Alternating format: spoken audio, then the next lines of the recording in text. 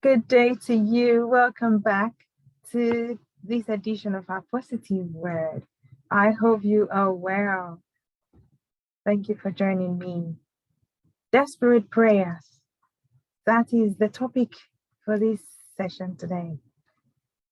You will agree with me that the world is in desperation. People are desperate. People are in despair. People are giving up. They're wondering what's going on, what's happening, how did we get here, how do we get out, who will redeem us?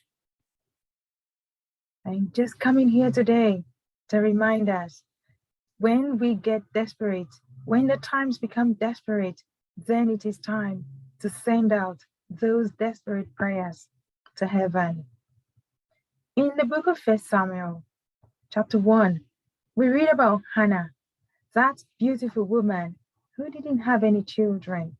She had no child and she was disturbed. She got to the place where she was frustrated. She was getting depressed.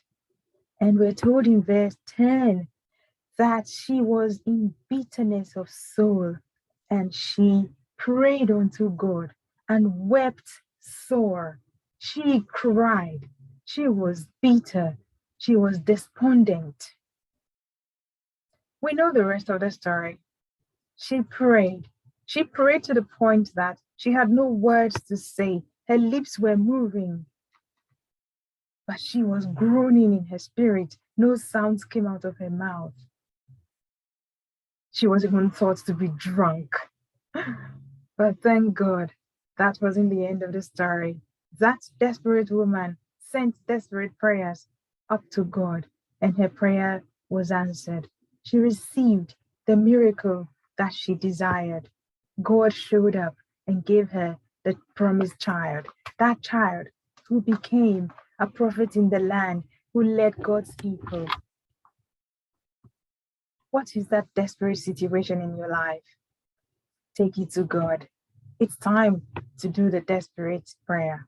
It's time to go unbear yourself, become vulnerable before God. Let Him see how weak we can be. Let Him see, let Him hear our honest cry for help. What about the man in the book of Mark, chapter 10, blind Bartimaeus? He was blind. Jesus was around.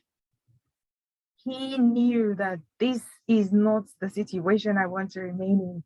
He cried out. But people rebuked him and told him to be quiet.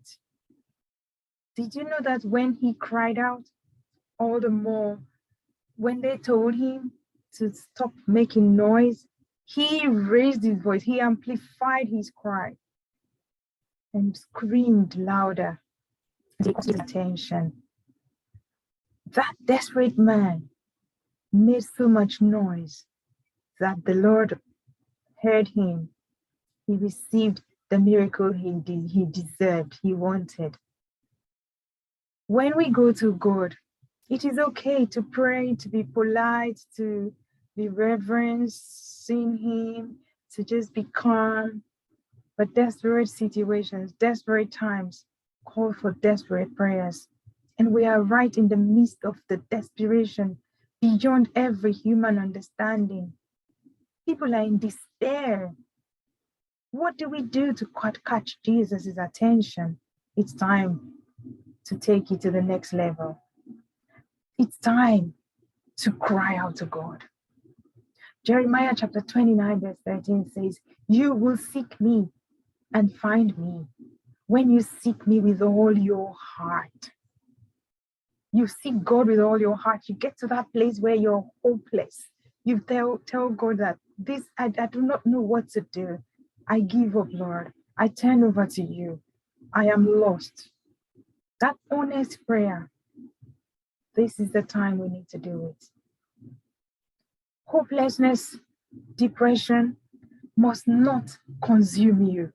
Instead, cry to your Father in heaven to show up in that situation. Run to God. Let your desperation push you to go to God. Stop chasing other people, other men who've got problems of their own, who are also limited on how much help they can offer. Send your desperate prayers to the God who alone can step into that desperate situation and give you the desired outcome according to his will for you. It is time for us to be desperate. Send the desperate prayer. You may not have the words. Let the Holy Spirit pray through you, help you. Just cry, go to his presence. I've done it time and time again, and I know I will do it again. Just cry in the presence of God. Go to him. That brokenness, whatever hurt, grief, pain, anguish you're in, it's time for us to be desperate enough to run to the one who alone sees, knows, hears, and can step in to turn things around. Thank you for your time today. As we go to God in desperation, I know that he is listening to hear us and he will come through for us. He will show up and come to show off what only he can do for us. Take care now. Have a good day. God bless you.